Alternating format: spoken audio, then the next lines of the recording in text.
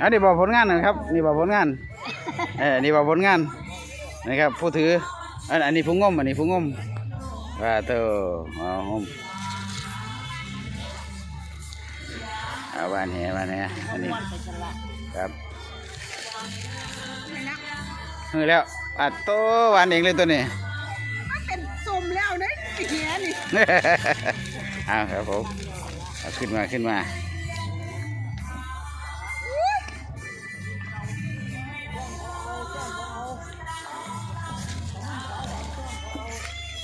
ีมงานหาฟังโอ้แหมไม่เลยตัวนี้